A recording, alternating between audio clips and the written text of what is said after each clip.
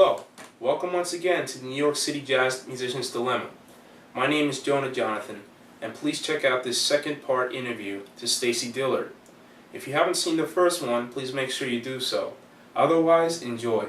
Yeah, so that's a real problem for you as a musician dealing with to pursue art as opposed to pursuing a career.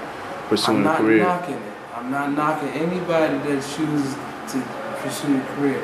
All I'm doing is simply pointing out what's there. That's Sure, yeah. And I don't blame these club owners for taking the direction that they want to take, because I understand that they have clientele, paying clientele.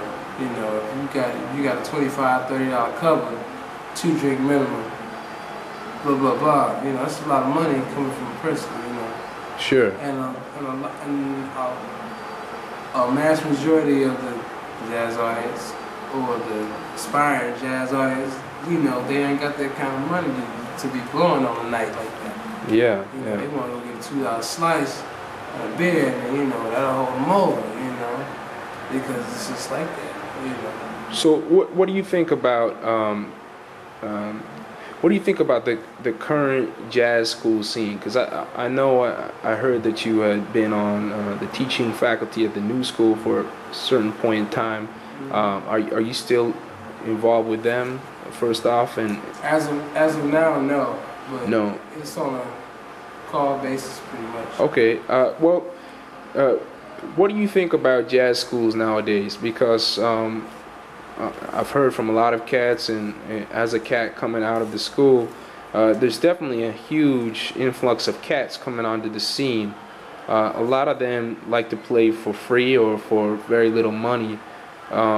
What's your take on that and that effect that it has on the whole scene? I can't fault any individual who has a dream to play this music and to learn how. You know,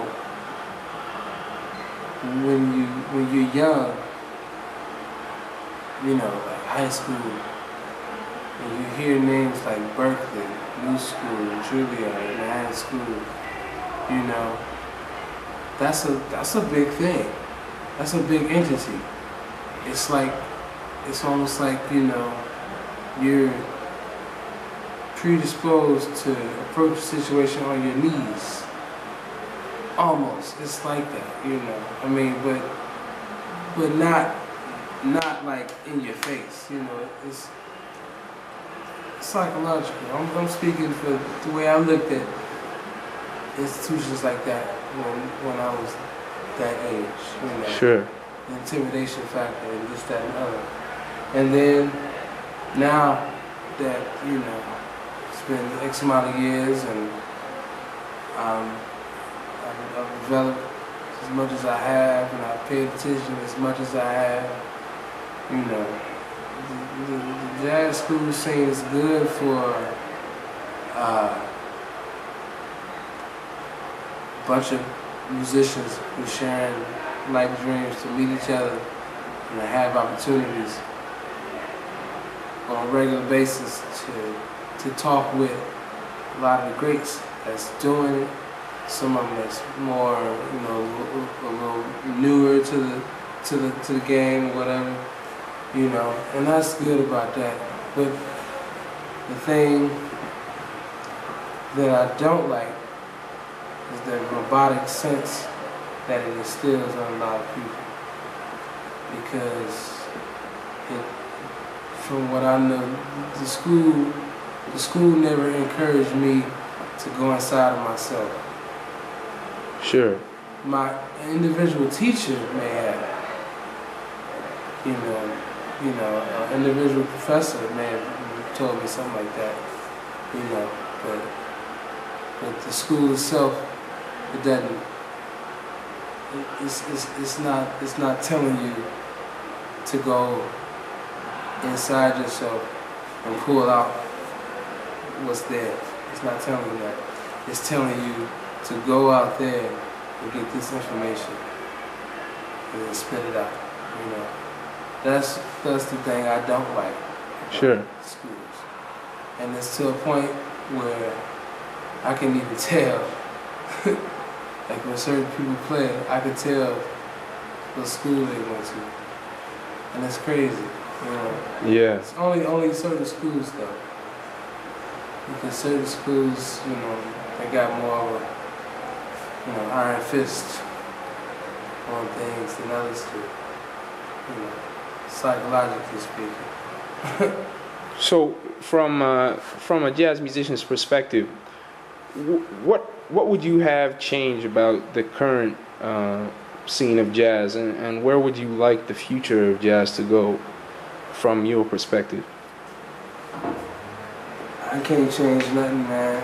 I mean, if I was to change something, it wouldn't have nothing to do with jazz, because you know that's like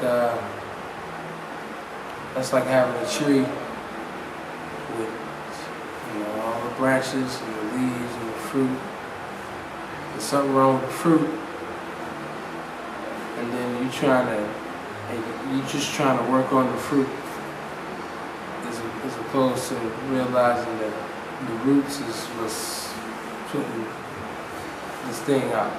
So the music is like the fruit, and the real thing I would change is more so the root.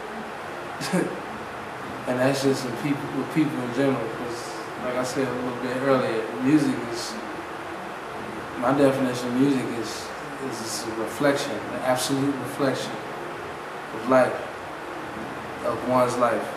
Sure. Whether you know it or not, it just does. It just does. You know, especially when you're able to catch the artist at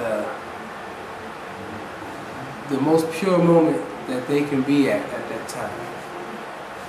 Some people it's not so pure, some people it's highly pure, but nonetheless the most pure moment that they get to. Sure. And it reflects a lot.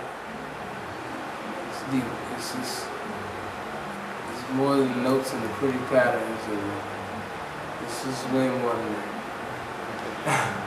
Well, Stacy, thank you so much for giving us this time to hear what you have to say. And where can people catch you? I know you're here at Fat Cat. What's the best way for people to catch you and reach you? www.stacydillard.net. First of all. Okay. You know, it's roundabout, town near you, country near you, whatever. You know, hopefully more so in the future. Okay, guys. And here at Fat Cat on Thursday nights, late night at 1:30. The go-to session. And also every other Saturday at Smalls Jazz Club, 1 o'clock. And it's the trio. Okay. Well, thank you very much, Stacy.